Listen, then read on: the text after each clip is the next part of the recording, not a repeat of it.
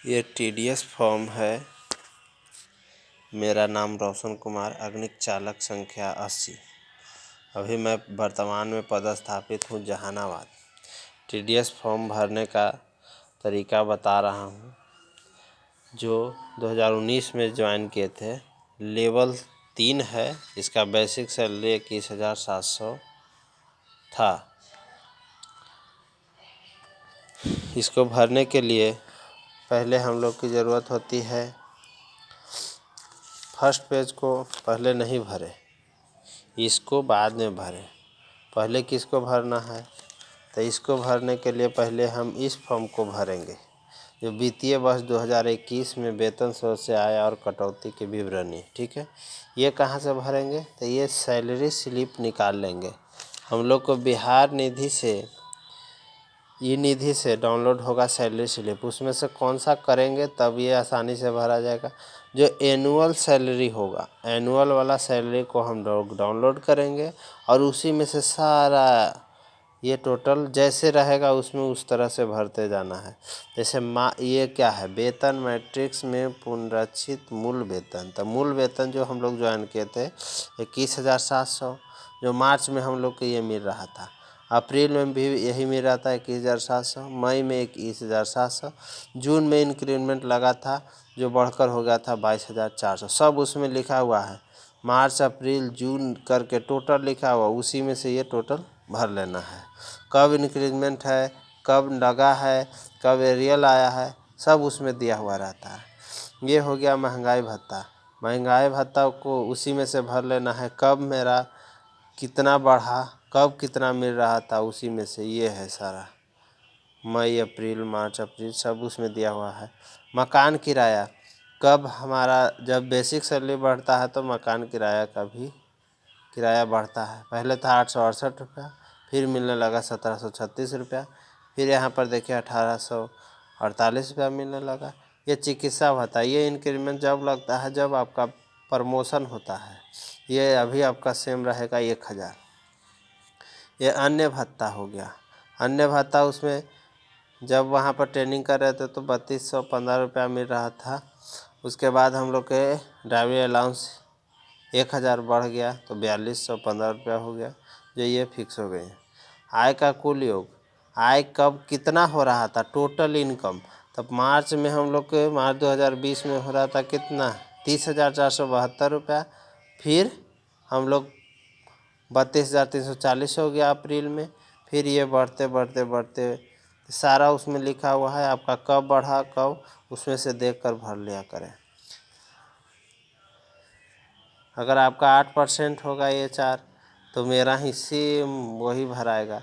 यहाँ पर देखिए जो NPS में कटता है, CPF में अंशदान, ये भर लेना है 2539 रुपया, 2539 रुपया, 2539, 2621 रुपया। ये जून से बढ़ गया है। फिर यहाँ पर जनवरी में आपका बढ़ेगा 2703 रुपये। ये बीमा में अंशदान, जो बीमा में हम उसमें सैलरी स्लिप में लिखा होगा बीमा में अंशदान, ये 30 रुपया हर महीना कटता है। ये पेशकार क्या है, तो ये सितंबर माह में जो हम लोग को कट के मिलता है 1000, वही यहाँ पर 1000 भरा जाएगा। कटौती का योग, कितना कटौती होता है, यहाँ पर देखिए 2569 रुपया, सब सैलरी स्लिप में ये दिया हुआ होगा, उसमें से भर लेना है। शुद्ध आय कितना आपको प्राप्त हो रहा था, कट छट कर कितना मिल रहा था अकाउंट में, तो 27,903 रुपया, फिर 29,771 रुपया, फिर इसी तरह बढ़ते गया। ये बढ़कर जनवरी में हो गया है 31,357 रुपया। अब क्या करना है, टोटल को ऊपर से नीचे को, सामने वाले घर में टोटल यहाँ पर कुल योग लिखा हुआ है, टोटल को जोड़ लेंगे और नीचे जिसके जिसके कॉलम में है उस कॉलम में जोड़कर लिख देंगे। ये हम लोग को भरने के लिए फिर आसानी हो जाएगा। ये देखिए जोड़कर लिख लिए। अब इसको यहाँ पर सामने रखिए और फिर इस फॉर्म को उठाइए, जो पहले वाला था। इस फॉर्म को उठाइएगा, यहाँ पर नाम अपना लिख देना है, क्या है, फायरमैन ड्राइवर है, कितना संख्या है वो लिख देना है।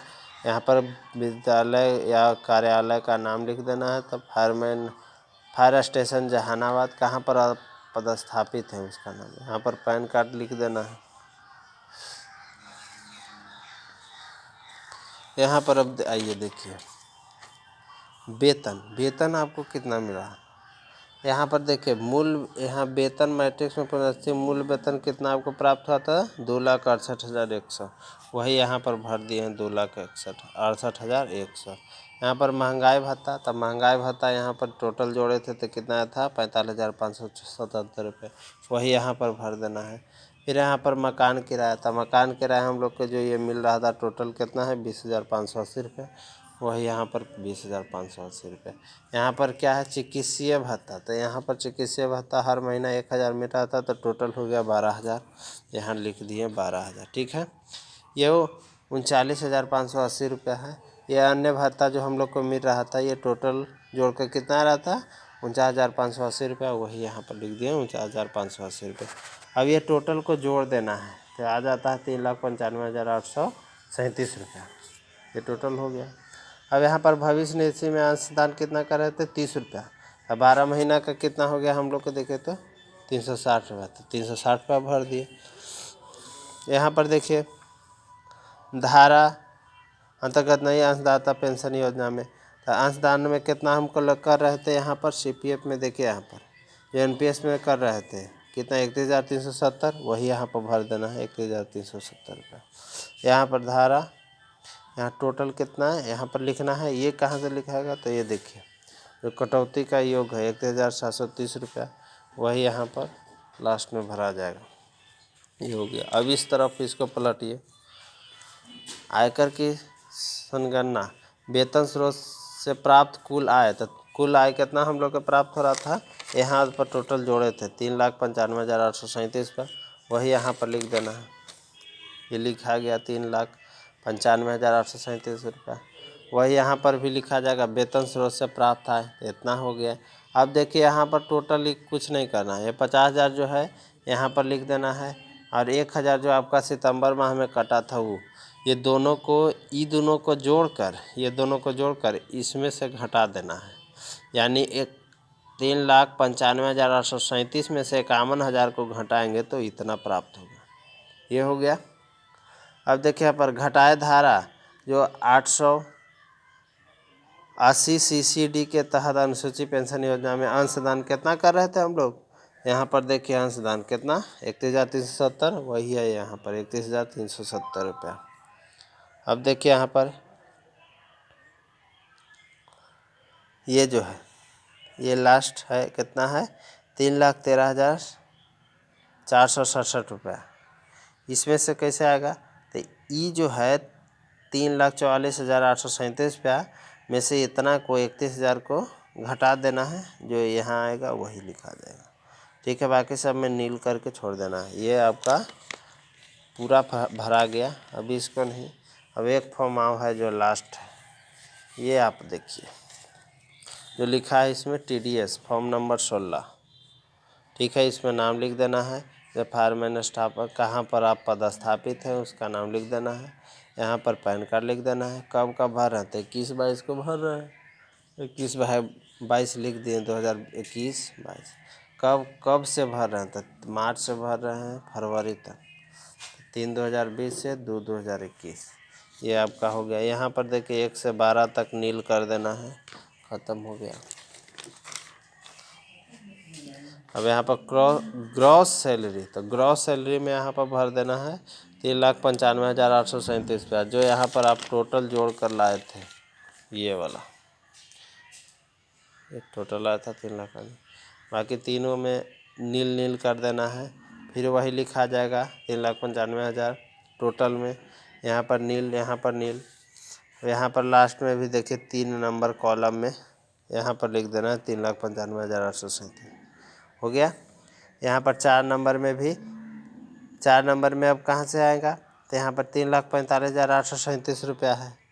3 लाख देखिए यहाँ पर ये जो है 4 नंबर में कचा स्टैंडर्ड एजुकेशन अंडर इस सेक्शन, तो 50,000 जो वहाँ पर घटाए थे उसमें ये जो 3,95,837 में से 50,000 सीधे सीधे घटा देना है, और जो आएगा यहाँ पर लिख देना है।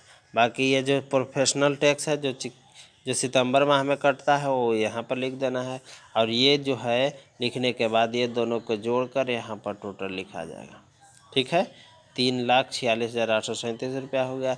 यहाँ पर gross total income 9 number column को भरकर कितना हो गया। ये आइए 10 नंबर में।